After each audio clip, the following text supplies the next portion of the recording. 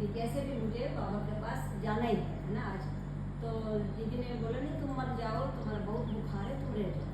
मैंने सोचा दीदी क्यों ऐसे बोल रही है, मैं अपने जिद से वहाँ से चली। तो जब वहाँ पहुँचे तो बाबा ऐसे हाल में डेमोस्ट्रेशन दिए उस दिन बाबा ने। तो हम वहाँ पे जैसे पहुँचे और डीसी में बैठे तो जितने टाइम मतलब 1 घंटा होगा, मुझे अंदर घुसने के बाद कोई खांसी नहीं, कोई कुछ नहीं, एकदम खांसी मेरी पूरी बंद हो गई। तो ये मुझे बहुत ही मतलब एकदम अच्छी लगी, इतना मुझे आश्चर्य लगा कि बाबा की मतलब है ही नहीं, मुझे खांसी थी नहीं ऐसे जैसे लगा। उसके बाद जब बाहर निकले उस टाइम बाबा ऐसे करके ऊपर से उतरते थे, ऐसे निकलते थे वॉकिंग में।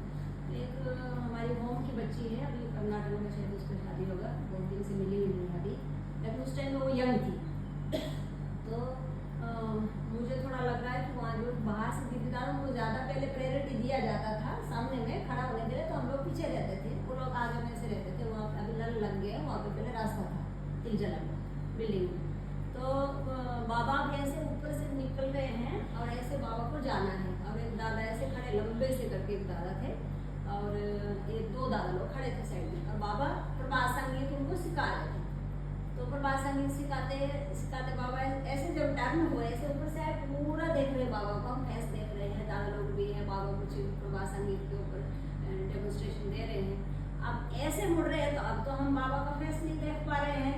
तो मन में जस्ट मैंने सोचा कि बाबा एक बार और देख ले, एक बार और दिखा देते हैं, फिर पता नहीं कब देखे, अब चले जाना था मुझे ऐसा करके। बाबा एक बार और बाबा का फेस देख लेते, मन ही मन सोची, किसी से वो साइड वाली बच्ची से किसी ने मेरा एक्सप्रेस नहीं किया। जैसे मेरा सोचना था कि बाबा पता नहीं क्या बहाना करके पीछे ऐसे पूरा मुड़ के दादा को कुछ डांटने को संगीत के ऊपर ही कुछ तो दादा को जैसे डांटने जैसा उन्होंने ऐसा कुछ बोला, लेकिन पूरा फेस टर्न किया, जस्ट ऐसे टर्न किया, कुछ बोला उनको, फिर बाबा सेकेंड मतलब जैसा मेरा सोचना उनको टर्न होना मुझे। और उस टाइम ये चीज में तो मतलब किसी से एक्सप्रेस करने लायक नहीं था। उस टाइम मैंने इतना फील मतलब किया, लेकिन बंगला में बोले उन्होंने, मुझे तो समझ में नहीं आया। मन में फीलिंग आई, बंगला हमारे सीखते हो पेरा सेंटेंस था मैंने सीखा, मैंने मुझे बंगला सीखना, इसका बंगाली बताइए, तो बंगला हमारे सीखते हो बे ऐसे करके मैं बोली। तो ये सेंटेंस मैंने पढ़ा, तो उस टाइम मैंने हाँ मतलब ऐसे तो पता ही है बाबा भगवान, लेकिन वो अंतर्यामी है, अंदर में हम कुछ सोचते हैं और वो सामने उस तरह से प्रकट हो जाता है। तो ये बहुत बड़ी मेरे लिए मतलब बहुत बड़ी एक उस टाइम क्या बोले मतलब बहुत बड़ा अनुभव था मेरे लिए। तो इसलिए मैं सबके पास अपना अपना अनुभव है। और एक नेपाल की छोटी सी घटना बताती हूँ मैं, समय है ना, तो नेपाल में क्या नहीं, जैसे मैं नेपाल में मेरा ड्यूटी वहाँ लगा तो मास्टर यूनिट में वहाँ स्कूल भी था, और वहाँ मुझे जाते ही 6 महीना में छोटी सी बच्ची मिल गई जो 13 दिन की थी। और उसके बाद उसको बड़ा करते करते हमारा वहाँ समय बीत गया, और छोटे से बच्चा आ गया। अभी छोटी सी बच्ची है, उसको छोड़ के मैं आनंद नगर आ जाऊँगी, तो वहाँ के मार्गी लोग हमारी सिंधु दीदी थी भुक्ति प्रधान, बोले दीदी आप चले जाएंगे तो हमें पूरा मतलब ये हो जाएगा, तो उनको जाना है, तो दीदी आप इस बार रह जाइए। अब मुझे इतना मन में दुख लगा कि पूरा छोड़ करके हम यहाँ आए, हम DMS में भी नहीं जा पा रहे हैं। बाबा ये क्या नहीं लाया तुम्हारे लिए, इतना तो बच्ची के लिए तो रहना ही है। तो ठीक है दीदी आप चले जाएंगे, लेकिन मन में थोड़ा सा दुख था। लेकिन बाबा ने ऐसा, मैंने उस टाइम मतलब रहने का इतना बड़ा मतलब ये हुआ, अनुभव हुआ कि बाबा मेरे सपने में आए, और सपने में आए तो ऐसे मुझे अभी भी याद है कि मतलब ऐसे वो घर है और ऐसे इंटर करना है और ऐसे लेटे हुए हैं, बाबा लेटे हुए हैं, और मैं मुझे लग रहा है कि मैं ऐसे ड्रेस में ही हूँ, और ऐसे बात के आते सब लोग कहते मुझे जो साधना किया ना उसको बाबा का पाँव ऐसे दुबारा मतलब मिलेगा। और हम बोले हम तो इतना साधना नहीं किया, तुम जैसा नहीं, लेकिन जैसे पता नहीं कैसे मुझे वहाँ जाने के लिए मौका मिल गया।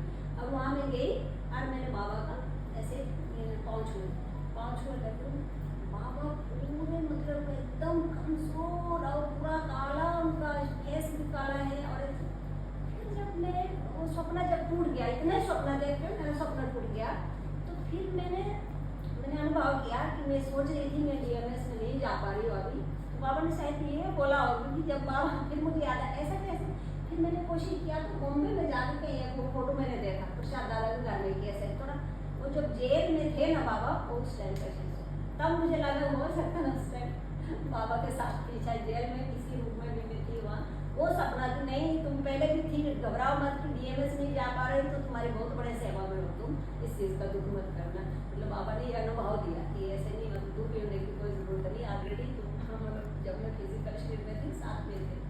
तो वो मुझे फिर बाद में कुछ ऐसा अनुभव आता कि हाँ मेरा ये दूसरा जन्म फिर बाबा के साथ काम करने का मुझे मौका मिला है, ये मेरा जन्म नहीं है, दूसरा जन्म ऐसे ऐसे। इसलिए कभी कभी मैं बोलती हूँ, कभी कभी मुझे अनुभव ऐसा होता है, जैसे मुझे आर्मी का बहुत ही अच्छा लगता है, उसमें कहता है कि आर्मी के टाइम से मैं ऐसे बोलती हूँ, ऐसा मुझे कुछ फील होता है। तो ये बहुत बड़े मतलब अनुभव है, इसलिए बाबा इससे ये प्रेरणा मिलती है। तो बाबा हमेशा हम लोग जहाँ भी जाएंगे, कोई सेवा में कहीं नहीं है, कहीं जाना है नहीं पहुँच पा रहे हैं तो भी दुख करने की बात नहीं है, क्योंकि बाबा हमारे हमेशा साथ हैं। पहुँच गए तो बहुत अच्छी बात है, अगर भाई में नहीं पहुँचे भी तो भी ये दुख नहीं कर रहा है कि भाई हम नहीं पहुँच पाए, अब बाबा क्या मतलब नेगेटिव नहीं सोचना है। तो ये बाबा ने वहाँ प्रेरणा दी। तो बाबा हमेशा हमारे साथ में है, चाहे हम लोग जहाँ जाए वहीं पे बाबा है, सब जगह बाबा है। नमस्कार। बहुत बहुत धन्यवाद।